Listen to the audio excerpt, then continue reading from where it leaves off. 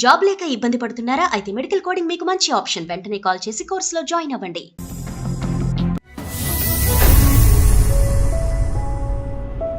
అందమైన జీవితానికి స్వాగతం. నమస్తే కళ్యాణ్ గారు. నమస్తే జయ గారు. కళ్యాణ్ గారు, సమాజంలో జరుగుతున్న అంశాల పట్ల, ఇష్యూల పట్ల ప్రజల స్పందన చూస్తుంటే నిజంగా చాలా సంతోషం అనిపిస్తా ఉందండి. ఒక మంచి కార్యక్రమాన్ని ప్రజల ముందుకు తీసుకువెళ్తున్నాం. నిజంగా చాలా హ్యాపీగా అనిపిస్తుంది. అక్కా చెల్లెలకి సంబంధించిన ఇష్యూ, ఇద్దరికి పెళ్లిళ్ళైనాయి. ఆ తరువాత జరిగిన పరిణామాలన్నమాట. బట్ మీతో మాట్లాడిస్తాను అని చెప్పాను నేను. నెంబర్ కూడా పెట్టారు. సో ఒకసారి కాల్ చేయమంటారా? తప్పకుండా. షూర్. విదేశాల నుంచి వస్తున్నాయి మేడం మనకి ఈమెయిల్స్, అబ్రాడ్ నుంచి కూడా వస్తున్నాయి. కానీ టైమింగ్స్ కాల్ చేయడానికి, అవును, మనం కాల్ చేయడానికి ప్లస్ మెయిల్ తీవ్రతను బట్టి కూడా మనం తీసుకుంటున్నాం కదండి. హలో, నాగలక్ష్మి గారండి? అవునండి, ఎవరు? నేను సుమన్ టీవీ అందమైన జీవితం ప్రోగ్రామ్ నుంచి కాల్ చేస్తున్నానండి. మేడం నమస్తే. మేడం నమస్తే అండి. నేను ఇప్పుడే డాక్టర్ గారితో డీటెయిల్డ్గా మాట్లాడాను. డాక్టర్ కళ్యాణ్ చక్రవర్తి గారు నాతో పాటు స్టూడియోలో ఉన్నారు. అంటే మీరు ఏం కోరుకుంటున్నారు, మీ సమస్య ఏంటో కళ్యాణ్ గారితో మాట్లాడతారా? సార్ నమస్తే. సార్ నమస్తే అమ్మా. నమస్తే. మీ వయసు ఎంతమ్మా, సమస్య ఏంటో కూడా చెప్పండి. సార్ నా వయసు 38 సంవత్సరాలు. నా పేరు నాగలక్ష్మి. నేను నిజామాబాద్ లో ఉంటాను సార్. సార్ నేను యాక్చువల్ గా నా జీవితంలో నేను ఒక చాలా పెద్ద తప్పు చేశాను సార్. ఆ తప్పు ఎలాంటిదంటే దాన్ని ఎవరు క్షమించలేరు. సో నేను తెలుసుకునేసరికి నాకు అందరూ దూరం అయిపోయారు. దాని వల్ల ఇన్ని నష్టాలు జరుగుతాయి, ఇన్ని ఘోరాలు జరుగుతాయని నేను ఆ రోజు ఆలోచించలేదు సార్. నేను ఆ తప్పు చేయడానికి, అవును సార్, నేను ఆ తప్పు చేయడానికి కూడా దాని వెనకాల ఒక కారణం అంటూ ఉంది. బట్ నేను ఆ టైంలో ఆ కారణాన్ని పట్టుకొని నేను అంత ఆలోచించి ఆ తప్పు చేయకుండా ఉండాల్సింది.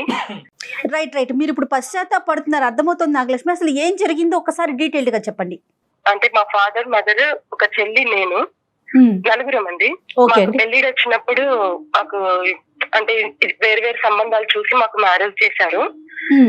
సో ఊర్లో వచ్చేసేసి అందరూ అంటే పెళ్లి జరిగిన కొద్ది రోజులకి అందరం బానే ఉన్నాము. కానీ మా చెల్లి హస్బెండ్ వచ్చేసి చాలా అందంగా ఉంటారు.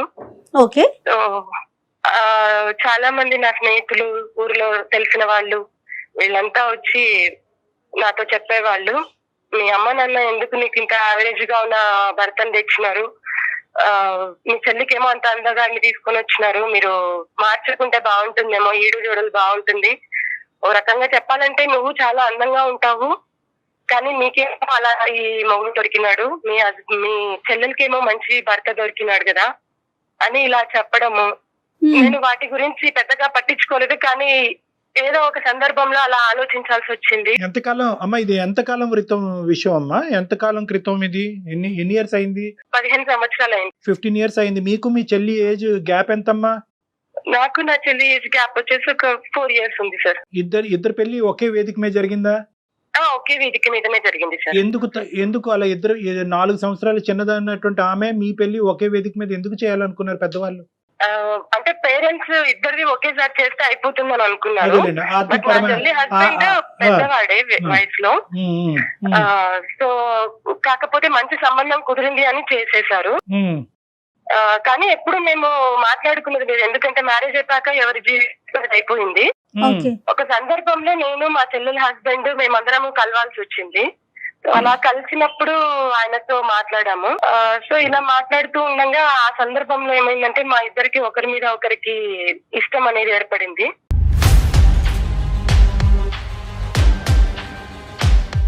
మీ పెళ్లికి ముందు మీ భర్తని చూసారా, ఆమె భర్తను కూడా చూసారా పెళ్లికి ముందు? చూడలేదు సార్.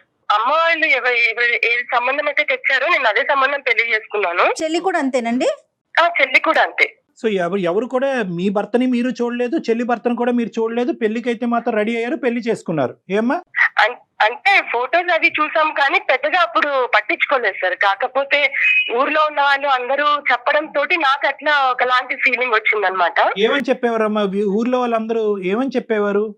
నువ్వేమో ఇంత అందంగా ఉన్నావు, కానీ నీకు దొరికిన హస్బెండ్ మాత్రం యావరేజ్ గా ఉన్నాడు, నీ చెల్లెలకు మాత్రము మంచి హస్బెండ్ దొరికాడు, చాలా అందగాడున్నాడు అని ఇలా చెప్పడం తోటి నాకు కొంచెము ఆయన మీద అట్రాక్షన్ అనేది కలిగింది సార్. ఎంత వయసు ఉంటదమ్మా అప్పుడు నీకు? అప్పుడు నాకు 24 years ఉంటుంది. 24 years వయసుకి ఊరు వాళ్ళు ఆ అమ్మాయి భర్త బాగున్నాడు కాబట్టి జీవితం అంటే పెళ్ళంటే అందం ఒకటి చూస్తే చాలు, అందం ఉంటే కనుక అన్ని సరిపోతాయి అనేటప్పటికి మీరు అందమే ఇంపార్టెంట్ అన్నట్టుగా ఫీల్ అయ్యారు, అంతే కదమ్మా? అంటే అవును సార్. అతని ఇన్ఫ్లుయెన్స్ లోకి నువ్వు వెళ్ళావు, అవునమ్మా? అవును మేడం, అవును సార్. లేదంటే అతను నీ ఇన్ఫ్లుయెన్స్ లోకి వచ్చాడా? అంటే అతను మాట్లాడడం జరిగింది సార్, నాకు నువ్వంటే ఇష్టం అని. అలా చెప్పడంతో నేను కూడా ఆయన మాటలకి, ఎందుకంటే నా మనసులో కూడా అలా ఉండిపోయింది కదా. మరి ఈ 3 సంవత్సరాలు మీ హస్బెండ్ ఎలా ఉండేవారండి? మీతో ఉండేవారా చక్కగానే? ఉండేవాళ్ళం మేడం. కాకపోతే నాకు మనసులో ఇట్లా చెప్పడం వల్ల నాకు అది మనసులో వాళ్ళ హస్బెండ్ చాలా బాగున్నాడంట, ఇలా నాకు స్ట్రాంగ్ గా అయిపోయింది మేడం. సో ఒకసారి మేము ఒంటరిగా ఒక జాతరకు వెళ్ళామన్నమాట. తాను ఒక్కరే వచ్చారు, ఫ్యామిలీతో కాకుండా. సో నేను ఒక్కదాన్నే వచ్చానన్నమాట. అలా జాతరకి వెళ్ళలేదు, పక్కదోవలోకి వెళ్ళారు, అంతే కదమ్మా? అంటే అప్పుడు జాతర అని చెప్పి మేము అలా అదేనమ్మా, మీరు ఇద్దరు అట్రాక్ట్ అయ్యారు, ప్రపంచానికి కనిపించకూడదు, పెళ్ళైనటువంటి ఒక ఆడపిల్ల, పెళ్ళైనటువంటి ఒక మగాడు తప్పుదారిలో వెళ్ళాలి అని అనుకున్నారు, ఒకరికొకరు ఇన్ఫ్లుయెన్స్ అయ్యారు, అది పబ్లిక్ అయితే బాగుండదని అనుకున్నారు కాబట్టి జాతరకి వెళ్ళారు. అవును సార్. అంటే తను నా చెల్లి భర్త అన్న ఆలోచన కూడా నాకు రాలేదు ఆ టైంలో. రాదు. తన భవిష్యత్తు ఏమవుతుంది అని కూడా నేను ఆలోచించలేదు. కేవలం ఆ మాటలు నా మనసులో గట్టిగా ఉండిపోవడం వల్ల నేను ఇక మిగతా ప్రపంచాన్ని ఏది నేను చూడలేదు, నా భర్తను కూడా నేను చూడలేదు. ఒక్క మాట నాకు చెప్పమ్మా, ఒకప్పుడు పబ్లిక్ నువ్వు అందంగా ఉన్నావు కానీ నీకంటే తక్కువగా అందం ఉండేటటువంటి భర్త నీకు వచ్చాడు, ఎక్కువగా అందం ఉండేటటువంటి భర్త మీ చెల్లికి వెళ్ళాడు అనే పబ్లిక్ టాక్ లేకపోయినా కూడా నువ్వు ఇలా అట్రాక్ట్ అయ్యి ఉండేదానివా? లేదా పబ్లిక్ అనే వాళ్ళు పదే పదే నీ చెవులో ఆ మాట వినిపించటం వల్లే అట్రాక్ట్ అయ్యావా? ఇది నీ ఉద్దేశమా, జనం నీలో నింపినటువంటి ఉద్దేశమా? నిజం చెప్పమ్మా. అంటే నాకు ఒకవేళ అలాంటి ఫీలింగ్ ఉన్నప్పటికీ సార్, నేను సాంప్రదాయాలు వీటినన్నిటిని బట్టి నేను ఎక్కువ ఓపెన్ అయ్యేదాన్ని కాదు. సో ఒక రకంగా నాకు ఇట్లా వాళ్ళు చెప్పడం వల్ల మాటలు కొంచెం స్ట్రాంగ్ అయిపోయినాయి సార్. మనం చేసినటువంటి తప్పుని సమాజం మీద రుద్దొద్దు. ఇక్కడ ఏంటంటే నీ మనసులో మొదటి నుంచి ఒక కలత ఉంది, మా సిస్టర్కి అందమైన మొగుడేంటి, నాకు తక్కువ అందమైనటువంటి మొగుడేంటి, మొదటి నుంచి నీ కన్ను అతని మీద ఉంది. అదేంటో మనకి కోయిన్సిడెన్స్ అనుకోవాలో, సాంప్రదాయాల గురించి ఇద్దరు బాగా నమ్మేటటువంటి వాళ్ళు మీరిద్దరు, అతని కన్ను కూడా నీ మీద పడింది, నీ కన్ను అతని మీద, అతని కన్ను నీ మీద పడింది. దీనికి చుట్టుపక్కల వాళ్ళు చేయటం ఆజ్యం పోసినట్లయింది. ప్రజలు ఏమన్నా అనుకుంటారు, ఇప్పుడు మీ భర్త గురించి మీరు ఎలా చెప్పుకుంటే దాన్ని ప్రజలు నమ్ముతారు. మీరేంటంటే ప్రజల మాట నమ్మారు. లేదండి అందం ఏముంది, ఈ రోజు ఉంటుంది, రేపు ఉండొచ్చు, ఉండకపోదు, అందమైనటువంటిది మనసులో ఉంటది, నా భర్త ఇంత గొప్పవాడు అంత గొప్పవాడు అంటే కనుక చుప్పని నోరు మోస్తారు ఆ సమాజం. నువ్వు చెప్పుకోలేదు, అవునా నిజమా అని చెప్పి అదే లూప్ లోకి వెళ్ళావు, అటువైపు అట్రాక్ట్ అయ్యావు. మేమిద్దరము ఎవరికి చెప్పకోకుండా రాత్రికి రాత్రే వెళ్ళిపోయాం మేడం. నా దగ్గర ఏదో కొంత బంగారం ఉన్నది, అది తీసేసుకొని వీళ్ళనందరినీ మర్చిపోయాము. నాకు పిల్లలు లేరు, కానీ నా చెల్లికి అతను వచ్చే టయానికి 3 నెలల పసికందు ఉంది. బట్ నేను అది కూడా ఆలోచించలేదు పెద్దదానిగా. నేను చాలా పెద్ద తప్పు చేశాను మేడం. ఆ తర్వాత మేమిద్దరము అంటే ఎవరికి తెలియదు ఆ ప్రదేశము, ఒక ఊరికి వెళ్ళిపోయాము, చాలా మారుమూల ప్రాంతానికి వెళ్ళిపోయాము. అక్కడ ఒక గుడిలో మళ్ళీ పెళ్లి చేసుకున్నామండి.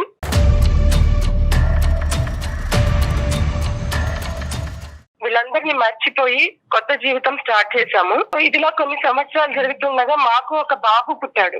చెల్లి వాళ్ళు, నా తల్లిదండ్రులు మమ్మల్ని కలవడానికి చాలా ప్రయత్నాలు చేశారు. ఊర్లో వాళ్ళు ఇలా చెప్పడం తోటి వాళ్ళు కూడా తెలుసుకుని మా దగ్గరికి వచ్చే ప్రయత్నం చేశారు, కానీ మేము రానివ్వలేదు. మీరు మా జోలికి రాకూడదు, మా లైఫ్ మాది, మేము మా బ్రతుకులు మేము బ్రతుకుతున్నాం, మేము సంతోషంగా ఉన్నాము, మిగతా వాళ్ళ బ్రతుకులు ఏమైనా అవని మాకు సంబంధం లేదన్నట్లుగా నేను ఆ రోజు చాలా కఠినంగా మాట్లాడేసి నేను వాళ్ళ నెంబర్లు కూడా తీసేశాను. నా నెంబర్లు కూడా అతని నెంబర్ కూడా మార్చేసుకున్నాము. స్వార్థం, అహంకారం, గర్వం అన్నిటితో నిండిపోయింది అనమాట ఆ టైంలో. సరే చెప్పమ్మా. ఆ తర్వాత నా చెల్లెలు కూడా నన్ను కలిసే ప్రయత్నం చేసింది, బట్ నేను తనని కూడా యాక్సెప్ట్ చేయలేదు. ఆ చిన్న పాప ఉంది నాకు, తను చాలా బ్రతిమలాడింది తన భర్తని తనకి ఇచ్చేయమని, కానీ పెళ్లి చేసేసుకున్నాను, ఇప్పుడు నా భర్త అయ్యారు అన్నట్లుగా నేను మాట్లాడేశాను.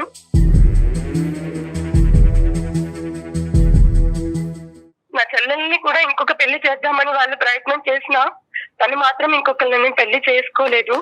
ఆ పసిపిల్లతోనే తాను జీవితం గడిపింది. చాలా తప్పు, చాలా అంటే చాలా తప్పు చేశానండి నేను.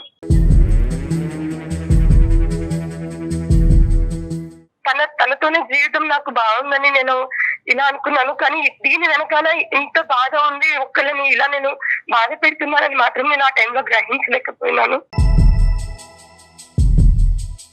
చాలా తప్పు చేస్తాను మేడం. ఇప్పుడు ఏంటి, చెల్లికి క్షమాపణ చెప్పాలని కోరుకుంటున్నారు? ఇప్పుడు మీరు ఏం ఎక్స్పెక్ట్ చేస్తున్నారు? ఇప్పుడు మీ పరిస్థితి ఏంటమ్మా? ఏంటి నీ పరిస్థితి ఏంటి? నువ్వు ఎక్కడున్నావు, ఎవరితో ఉన్నావు, ఏమైందమ్మా పరిస్థితి? ఇప్పుడు ఎలా ఉన్నారు మీరు?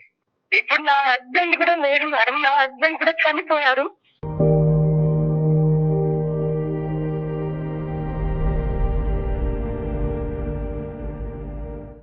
ఒక ప్రమాదంలో చనిపోయారు.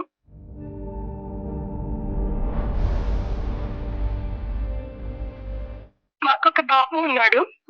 సో ఆ బాబు కూడా నా భర్త చనిపోయిన ఒక సంవత్సరం వరకు నేను కూడా తేలుకోలేదు. కానీ తన రూపం అయితే నాకు ఇక్కడ ఉంది కదా, నేను తనతో అయినా మంచిగా బ్రతకాలి, తన రూపాన్ని నా బిడ్డలో చూసుకొని బ్రతకాలి అనుకొని నేను తనని చూసుకుంటూ బ్రతుకుతున్నాను. కానీ ఆ దేవుడు నాకు ఇక్కడ అన్యాయం చేశాడు. అన్యాయం అని చెప్పలేను, కానీ దేవుడు నాకు శిక్ష చేశాడు. ఆ ప్రతిరూపం, ఆ రూపాన్ని కూడా దేవుడు లేకుండా చేశాడు. క్యాన్సర్ తో ఆ బాబు కూడా చనిపోయాడండి.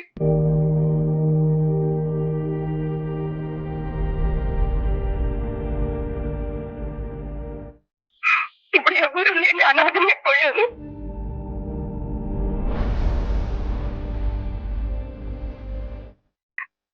ఒంటరిగా మిగిలిపోయాను.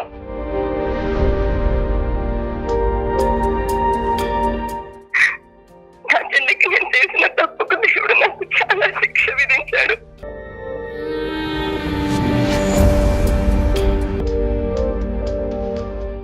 చాలా పశ్చాత్తాపడుతున్నాను మేడం.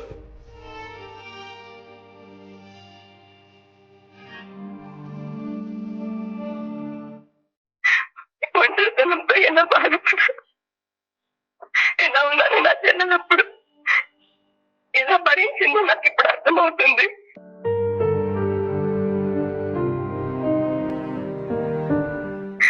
ఈ విషయాన్ని నేను తెలుసుకొని వాళ్ళని కలిసే ప్రయత్నం చాలా చేశాను, కానీ వాళ్ళు నన్ను కొడుతున్నారు. ఈ తప్పుకు అసలు ఏం చేయాలో అర్థం కాక నేను నా చెల్లి కాళ్ళు పట్టుకొని నేను తనని బ్రతిమలాడి, తను తిట్టినా కొట్టినా ఏం చేసినా సరే నేను తన దగ్గర ఉండాలని, తనని బాగా ఇంకా మీద బాగా చూసుకోవాలని అనుకుంటున్నాను. కానీ తను నన్ను చీకొడుతుంది.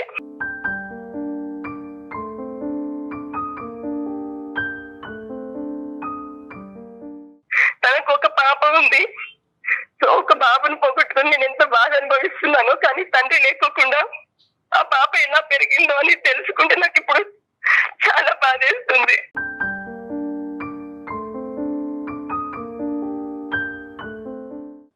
సో నాకు ఇప్పుడు మిగిలింది రెండు మార్గాలు. ఒకటి చావు, లేదా మీరైనా నా చెల్లెలతో మాట్లాడి తనని ఒప్పించి నన్ను అక్కడికి చేర్చు. ఎందుకంటే నేను ఈ ఒంటరితనంతో బ్రతకలేకపోతున్నాను.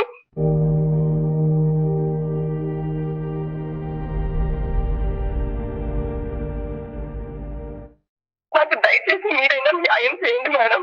అంటే ఒక్కటి నాగలక్ష్మి, మీ చెల్లెలతో మాట్లాడతావా, మీ తల్లిగారితో మాట్లాడతావా అనే సబ్జెక్ట్ తర్వాత మాట్లాడదామమ్మా. ఒక్క ప్రశ్న నిన్ను అడగాలని అనుకుంటున్నాను. నిన్ను చూస్తుంటే ఐ థింక్ 90% చూసేటటువంటి ప్రేక్షకులకి నువ్వు పడేటటువంటి బాధను చూసి కన్నీళ్ళు వచ్చేటటువంటి వాళ్ళు 10% ఉంటారు, 90% మాత్రం నీ మీద కోపం పడేటటువంటి వాళ్ళే ఉంటారు. No doubt about this. ఎందుకంటే కనుక ఎప్పుడు నీలో రియలైజేషన్ వచ్చింది, ఎప్పుడు నీలో ఒక అవగాహన వచ్చింది అంటే కనుక ఎప్పుడైతే కనుక నువ్వు ఒంటరి అయ్యావో అప్పుడు. అంటే అప్పటి వరకు నీకు ఒంటరితనం వల్ల వచ్చేటటువంటి బాధ నీకు అర్థం కాలేదు. నీ భర్త ఒంటరితనాన్ని చూశాడు, ఒక చంటి బిడ్డతో నీ చెల్లెలు ఒంటరితనాన్ని చూసింది, మీ తల్లిదండ్రులు అవమానంతో సమాజం అంతా కూడా వాళ్ళని ఏకాకి చేస్తుంటుంది, ఆ ఒంటరితనాన్ని వాళ్ళు అనుభవించారు. ఈరోజు ఒంటరితనం నీ కాళ్ళ దగ్గరికి వచ్చేటప్పటికి నీకు ఆ బాధ తెలిసింది. సమస్య వస్తే ఇప్పుడు తనకు దిస్ ఇస్ పాయింట్ నెంబర్ 1. ఇంకొకటి ఏంటంటే, తప్పైపోయింది అని మాట్లాడేటటువంటి నాగలక్ష్మి గారు ఎప్పుడు తప్పైపోయింది అని రియలైజ్ అయ్యారంటే కనుక 15 సంవత్సరాల తర్వాత. ఒకప్పుడు నీ భర్త నీ పక్కనుంటే, నీ కొడుకు నీ చెంతనుంటే నిజంగా మాకు ఫోన్ చేసి ఉండేదానమ్మా, ఈరోజు ఈమెయిల్ వచ్చి ఉండేదా మా దగ్గరికి? ఇంకొక 15 సంవత్సరాలు, ఇంకో 20, ఇంకో 30 సంవత్సరాల పాటు నీ నీ రాజభోగాల్లో, నీ ఆనందాల్లో, నీ సంతోషాల్లో సారీ అమ్మ పుండి మీద కారం జల్లుతుందని అనుకోవద్దు. ఎందుకంటే కనుక ఇలాంటి అంశాలు చూసేటటువంటి ప్రేక్షకులు ఎవరైనా ఉంటే కనుక అంతా అయిపోయిన తర్వాత, ఒంటరితనం వచ్చిన తర్వాత ఇప్పుడు నాలుగు ఖర్చుకుని చేతులు కాల్చుకుని ఇప్పుడు నేను సూసైడ్ చేసుకున్నాను అనుకుంటున్నాను అనేటటువంటిది మీ గురించి కాదు. ఇది తప్పు అన్నది మీరు ఎప్పుడు వచ్చింది, మీ బాధ మీకు తెలిసేక. అంటే ఇప్పటికీ కూడా ఒక ఒంటరితనం వల్ల వచ్చినటువంటి అవగాహన, రియలైజేషనే కానీ చెల్లి బాధపడుతుందనో తల్లి కష్టపడుతుందనే కాదు, నాకు తోడు కావాలి కాన్సెప్ట్ మళ్ళీ స్వార్థమే. ఇక్కడ మళ్ళీ కాన్సెప్ట్ స్వార్థమే. అప్పుడు మీ అతనితో వెళ్ళిపోవటం స్వార్థం. అక్కడికి వెళ్ళి 15 సంవత్సరాల పాటు వీళ్ళు కాళ్ళ వేళ పడుతుంటే కనుక వీళ్ళని మెడ పట్టుకుని నెట్టేయటం అక్కడ కూడా స్వార్థం. ఇప్పుడు మళ్ళీ వాళ్ళిద్దరు చనిపోయారు కాబట్టి నేను ఒంటరితనంగా ఉన్నాను, అమ్మ నాకు భిక్షం పెట్టు, చెల్లి నాకు భిక్షం పెట్టు అని చెప్పి ఒంటరితనం నుంచి నా బయట అయ్యామంటాం కూడా ఇది కూడా స్వార్థమే. ఎలా జాలిపడమంటారు మీరు? ఏమని అడగమంటారు మీ చెల్లిని? అక్క చెల్లికి చెప్పాలి. అలాంటిది ఆ అమ్మాయి ఏమొచ్చి నా భర్త వేరే మా అక్కతో వెళ్ళిపోయినా కూడా ఎంత మనస్తాపం చెంది ఉంటుంది. సహజంగా ఏంటంటే భర్తలు ఈ విధంగా ప్రవర్తించినప్పుడు ఆడవాళ్ళ మనసు ఇరిగిపోతుంది. భర్తలు వెళ్ళి అక్కలతోనే లేచిపోయినప్పుడు ఆ అమ్మాయి పరిస్థితి ఎంత భయంకరంగా ఉండుంటుందండి. వెళ్ళమ్మా నువ్వు పెళ్లి చేసుకో అమ్మా, చంటిబిడ్డతో నువ్వేం ఒంటరిగా బతుకుతావు అంటే కనుక ఆ మాట కూడా ఆ అమ్మాయి కొట్టిపారేసి మా అక్క చేసినటువంటి తప్పు నేను చేయను, ఈ బిడ్డ గురించి నేను ఇలాగే బతుకుంటానని చెప్పి ఆ అమ్మాయికి ఉండేటటువంటి ఆలోచన, ఆ అమ్మాయికి ఉండే అవగాహన చూడండి. ఇప్పుడు మీ తల్లిదండ్రులకు కానీ చుట్టుపక్కల వాళ్ళందరికీ కానీ ఒక భయం ఉంటుంది. ఏంటి ఆ భయం అంటే కనుక అమ్మో ఈ అమ్మాయి వచ్చి ఈ అమ్మాయిని చెడగొడుతుందేమో, మళ్ళీ ఈ అమ్మాయి దగ్గర నుంచి ఈ అమ్మాయి లాక్కుని వెళ్ళిపోతుంది అనేటటువంటి భయభ్రాంతుల్లో వాళ్ళందరూ ఉంటారు. నిజంగా నీలో ఒక మార్పు వచ్చిందా? ఒక పశ్చాత్తాపం వచ్చిందా? ఒక ఆలోచన వచ్చిందా? నిజంగా పశ్చాత్తాపం వచ్చింది సార్. మీ చెల్లి బిడ్డ చూస్తాడు, అమ్మా ఈ పెద్దమ్మైనా మా నాన్న పట్టుకెళ్ళిపోయిందని అంటాడు. నిజంగా ఆ మాట అని మీ వైపు వేలెత్తి చూపెడితే కనుక ఈ పెద్దమ్మ రాక్షసేనమ్మా నా నాన్న పట్టుకెళ్ళిపోయిందని అడుగుతుంది ఆ చంటి బిడ్డ. తట్టుకోగలరా? ఇలాంటి మాటలన్నీ మీరు తట్టుకునేటటువంటి కెపాసిటీ మీకుందా? ఇప్పుడు నాకు ఏం అవసరం లేదు సార్, తన దగ్గర ఉంటే చాలు. అది తను ఏమన్నా పడతాను, నా చెల్లి కాళ్ళు పట్టుకోమన్నా నేను పట్టుకొని బతిమలాడతాను. ఇక్కడ జాలి అనిపించట్లేదండి. సారీ అండి, మీరు డాక్టర్ గారు అన్నట్లుగా ఇక్కడ జాలి అనే కాన్సెప్ట్ రావట్లేదు. మీరు సర్వం కోల్పోయారు, అది ఒక రకంగా అనిపించినా కూడా మీ మాటలు చూస్తుంటే జాలి అనే భావన కలగట్లేదు మాకు. ఒక చెల్లి మొగుడిని తీసుకొని మాట్లాడటానికి అసహ్యంగా అనిపిస్తోందండి. సారీ. నిజమే మేడం, ఇదే కాలం వెనక్కి తిరిగి వెళ్ళిపోతే. తప్పు చేయటం ఒక్కటే కాదు, తప్పులో మీరు 15 సంవత్సరాల పాటు ఉన్నారు. ఇద్దరు మనుషులు చనిపోయిన తర్వాత అప్పుడు మీరు రియలైజ్ అయ్యారు. సో ఇది 15 సంవత్సరాల క్రితం తప్పు కాదు. ప్రతి సంవత్సరం, ప్రతిరోజు, ప్రతి గంట తప్పు చేస్తూనే ఉన్నారు. అవతల వాళ్ళు బాధపడుతూనే ఉన్నారు. నా సుఖం నాకు ఇంపార్టెంట్, నా భర్త నేను అందమైన భర్తని మా చెల్లి దగ్గర నుంచి కొట్టేశాను అనేటటువంటి ఆనందంలో మీరున్నారు. ఆ నింద సమాజం మీద వేస్తున్నారు. మళ్ళీ జెలసీ, ఈర్ష్య, అందంగా ఉన్నాను ఇందాక అన్నాను కదా, అహంకారం, స్వార్థం, గర్వం, ఈ 3 అంశాలు 15 సంవత్సరాల పాటు పీకల లోతులో మీరు మునిగిపోయారు. సమాజం ఏం చేయలేదు. సమాజం పేరు చెప్పుకుని సమాజం ఇలా అంటుంది, బహుశా నా జీవితంలో ఏదో మిస్ అయిపోతున్నాను, ఆ అమ్మాయి లాటరీ కొట్టేసింది, ఆ లాటరీ కొట్టినటువంటి అమ్మాయి దగ్గర నుంచి నేను నొక్కేయాలి అనే ఉద్దేశం అక్కడ జరిగింది. సమాజం కాదు. చెల్లెలు మొగుడు అందంగా ఉన్నాడు, సో మేమిద్దరమే కలవాలి, అదే కదండి. దీన్ని ఒక రకమైన వేరే లాంగ్వేజ్ మాట్లాడతారు. మనం కెమెరా ముందు మాట్లాడకూడదు, అది ఎక్కువయ్యి చేసిన పనులు కాదు. ఇప్పుడు భాగ్య గారి దగ్గరికి ఎందుకు వెళ్ళాలని అనుకుంటున్నారు? ఒక్క కారణం చెప్పండి, గట్టి బలమైన కారణం. మీ మట్టుకు మీరు బ్రతకలేరా? లేదు సార్, నేను చేసిన నా తప్పుకు ప్రాయశ్చిత్తంగా నేను తన సంతోషాన్ని అంతా నేను తీసేశాను. నేనే కారణము. భాగ్య ఏం చెప్తుందో నాకు తెలీదు, కానీ భాగ్య ఏంటంటే తన జీవితం ప్రయాణం ఇంకో విధంగా సాగటం ప్రారంభించింది. వెళ్ళిపోయింది, వాళ్ళ కర్మకు ఆలే పోతారు, వాళ్ళు చావు ఆలేసేస్తారు అన్నట్టుగా ఆ బిడ్డను చూసుకుని హ్యాపీగా బతుకుతుంది ఆ అమ్మాయి. ఇప్పుడు వెళ్ళి మళ్ళీ తీపి గుర్తు చేస్తావా? తీపి జ్ఞాపకాలు గుర్తు చేస్తావా? ఎవరినైతే కనుక ఇంతకాలం పాటు కల్లోనో, నిద్రలోనో, ఊహలోనో ఎక్కడో గుర్తు చేసుకుంటూ తిట్టుకునేటటువంటి వ్యక్తిని కళ్ళెదురుకుంటే వెళ్ళి నిలబడతావా? లేదు, తను ఏం చేసినా, తను ఏ శిక్ష విధించినా నేను భరించడానికి రెడీగా ఉన్నాను. తను నీకు శిక్ష విధిస్తాదని అనుకోకు. నా కాన్సెప్ట్ నీకు అర్థం కావట్లేదు. నువ్వు ఇంకో కొత్త రకం లైవ్ టెలికాస్ట్ లో శిక్షను విధించబోతున్నావు అమ్మాయికి. మీరు అమ్మాయికి ఒక శిక్షను విధించబోతున్నారు. ఇదిగో ఎక్కడో ఉన్నదని అనుకున్న నేను ఎక్కడో లేను, నీ పక్కలోనే ఉన్నానన్నట్టు ఆ అమ్మాయికి మళ్ళీ ఒక కొత్త రంగుని చూపెట్టబోతున్నారు. 15 సంవత్సరాల పాటు తను ఒక అలవాట్లో పడింది, ఆ బిడ్డతో పాటు బతకటము అదే జీవితం అనుకోవటం. వాస్తవానికి నేను మీ స్థానంలో ఉంటే కనుక నేను ఆ శిక్షను నేనే అనుభవిస్తాను. ఆ శిక్షను మళ్ళీ నన్ను శిక్షించండి అని చెప్పి వాళ్ళని అడగను, నన్ను బాధ పెట్టండి అని అడగను. మీ అవసరం మాకు లేదు, మా అవసరం నీకు లేదు, కాబట్టి నువ్వు అక్కడే ఉండి మేము ఇక్కడే ఉంటాం. ఎందుకు ఇప్పుడు మళ్ళీ వాళ్ళని కలవాల్సిన ప్రయత్నం ఎందుకు చేస్తున్నారు మీరు? నేను ఒంటరితనంతో ఉన్నా. అంటే కాదండి, కాళ్ళ మీద పడి క్షమాపణ చెప్పేస్తే మీ తప్పులన్నీ పోతాయా? ఏమవుతుంది? మేడం, నేను తన ఏమన్నా కూడా నేను తన కాళ్ళ మీద, నా తల్లిదండ్రుల కాళ్ళ మీద పడి నేను క్షమాపణ కోరుకుంటాను మేడం. మీ సిచ్యువేషన్ అర్థమైందండి, మీరు ఏం ఎక్స్పెక్ట్ చేస్తున్నారు అర్థమైంది. నాకు ఒక ఫ్యూ సెకండ్స్ టైం ఇవ్వండి. ఒకసారి డాక్టర్ గారు నేను డిస్కస్ చేసుకొని, ఇఫ్ డాక్టర్ గారు ఓకే అంటే కనుక మీ సిస్టర్తో మాట్లాడతాను. ఓకే అండి? సరే మేడం, ఎలాగైనా ఒప్పించే ప్రయత్నం చేయండి మేడం నా చెల్లెలకి. ఒప్పించే ప్రయత్నం అనేటటువంటిది మేము మా చేస్తాం. చేతుల్లో లేదండి. ఇప్పుడు మేము చేయటం వరకే. అక్కడ అందుకే మీరు ఒక నిమిషం లైన్ లో ఉండండి ప్లీజ్, హోల్డ్ లో ఉండండి.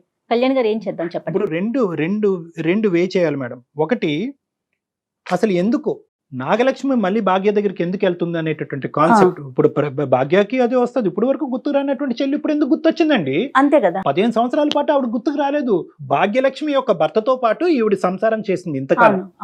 ఇప్పుడు ఆ ఒంటరితనం అక్కడికి వెళ్ళిపోయింది. కొడుకు కూడా చనిపోయాడు, దురదృష్టవంతుడు. వాడు ఎన్ని బాధలు పడ్డాడు ఆ ఒంటరితనంలో. అమ్మమ్మ లేదు, నాయనమ్మ లేదు, తాతయ్య లేదు. ఆడు ఒంటరితనంలో ఆ బెంగతో క్యాన్సర్ ఏదో వాడు చనిపోయాడు. ఇప్పుడు మళ్ళీ అదే కాన్సెప్ట్ ఈ అమ్మాయి జీవితంలోకి ఎంటర్ అవుతుంది. మళ్ళీ ఒంటరితనం అనే కాన్సెప్ట్తోనే వెళ్తుంది. ఏంటి ప్రతిదానికి ఈ అమ్మాయి ఒంటరి అవుతున్నప్పుడల్లా సమాధానం చెప్పేది ఆ చెల్లెనా? చెల్లి భర్త సమాధానం చెప్పాలి. ఇప్పుడు భర్త చనిపోయిన తర్వాత ఇప్పుడు చెల్లి సమాధానం చెప్పాలా? ఎప్పటికీ ఆ అమ్మాయి మీదేనా భారం? చెల్లి మీదేనా అంటారు? చెల్లి మీదే. మనం ఆ అమ్మాయితో మాట్లాడాలి లేదా అన్నది. మాట్లాడితే కనుక ఆ అమ్మాయి మనసులో అనవసరమైన ఒత్తిడి పెడుతున్నావా అనేది బి. ఇంకోటి ఏంటంటే, ఆ అమ్మాయి ఒప్పుకోలేదు అనుకోండి, నాకు అక్కర్లేదు, నీ దారి నీది, నా దారి నాదని అంటే కనుక ఇంకా ఈ అమ్మాయి ఫీల్ అవుతుంది. అంటే తను ప్రిపేర్డ్ గా ఉంటేనే మాట్లాడాలండి. తను ఏం చెప్పినా వాళ్ళ సిస్టరు మాట్లాడనన్నా కలిసి ఉంటామన్నా ఉండమన్నా కూడా దానికి ప్రిపేర్ అయితేనే మనం కాల్ చేద్దాం. ఒకటమ్మా, ఈ రోజు నీకు ఎటువంటి వాగ్దానాలు చేయము, ఎటువంటి ప్రామిసులు మేము చేసే ఉద్దేశం మాకు లేదు. కేవలం ఏంటంటే, ఎంత కాదనుకున్నా కూడా నువ్వు ఈరోజు భర్తను పోగొట్టుకున్నావు, కొడుకును పోగొట్టుకున్నావు, ఒక భయంకరమైనటువంటి ఇది ఉంది. కాబట్టి ఒక మానవతా దృక్పథంతో నీ కోరికను తీర్చాలనే ఉద్దేశంతో మేము ఆ అమ్మాయితో మాట్లాడతాం. ఓకేనమ్మా? కానీ తను ఏం చెప్పినా యాక్సెప్ట్ చేయడానికి రెడీగా ఉండండి. చచ్చిపోవటం మార్గం కాదమ్మా. మళ్ళీ ఇలాంటి పిచ్చి మాటలు మాట్లాడు. ఇది ఒక తప్పు. మళ్ళీ 15 సంవత్సరాల పాటు నువ్వు ఒక పిచ్చితనం అనే మబ్బులో ఉన్నావు. ఇప్పుడు చచ్చిపోవటం అనేది ఇంకో పిచ్చితనం. ఒంటరితనం అనేటటువంటిది మనిషిని చంపేయక్కర్లేదమ్మా. నీ గురించి నువ్వు బతకచ్చు. చనిపోవటానికి ఒక కారణం ఉంటే బ్రతకటానికి 1000 కారణాలు ఉంటాయి. మీ మాట మీద మేము ధైర్యం తెచ్చుకుని మా సిస్టర్ ఏం చెప్పినా కూడా నేను స్వీకరిస్తాను, ధైర్యంగా బతుకుంటాను అనే మాట మీరు మాకు ప్రామిస్ చేస్తే మేము మీ సిస్టర్తో మాట్లాడతాం. తప్పకుండా మేడం, తనతో మీరు మాట్లాడండి. తను ఏం చెప్పినా తను ఏం చెప్పినా నేను చేయడానికి సిద్ధంగా ఉన్నాను. తన జీవితాన్ని ఇప్పటికైనా ఎంతకాలం నేను తన జీవితాన్ని పాడు చేశాను. తనని తను సంతోషంగా చూసుకుంటాను మేడం. ఏం చేస్తారండి? సంతోషంగా చూసుకుంటాను నేను తన దగ్గర ఉండి. అంటే ఎలాంటి భరోసా? అంటే సంతోషంగా అంటే ఏ విధంగా చూసుకోగలరు మీరు? ఇప్పుడు సంతోషంగానే ఉన్నారు వాళ్ళు, మళ్ళీ మీరు సంతోషంగా చూసుకునేది ఏంటి? సరేనండి, నెంబర్ ఫార్వర్డ్ చేయండి ఒకసారి. ఈ డిస్కషన్ ఎక్కడికి పోదు. నేను చెప్తున్నాను కదా, ఈ డిస్కషన్ ఎక్కడికి పోదు. At the end of the day what ever we should do for the benefit of your sister. ఆ అమ్మాయి పాయింట్ ఆఫ్ వ్యూలో చేయాలి. నేను మా అక్క వస్తే సంతోషంగా ఉంటానంటే మీరు అక్కడికి వెళ్ళాలి. నేను మా అక్కను మొహం చూస్తేనే నరకాన్ని అనుభవిస్తానంటే కనుక మీరు ఎక్కడున్నారో అక్కడే ఉండాలి. అంతే. Anything from the point of view of your sister. అయితే కళ్యాణ్ గారు, నాకు కూడా ఏమనిపిస్తుంది అంటే తన మాట మీద కాల్ చేయాలని కాదు, ఆ అమ్మాయి మనసులో ఉన్న బాధను కూడా ఏదన్నా మనం తొలగించే ప్రయత్నం చేస్తామేమో అనే ఒక ఆశతో కాల్ చేద్దామండి. భాగ్యలక్ష్మి గారు, మీ సిస్టర్ నెంబర్ ఉంటే ఒకసారి కాన్ఫరెన్స్ లోకి తీసుకుంటారా? Okay madam. The person you are speaking with has put your call on hold.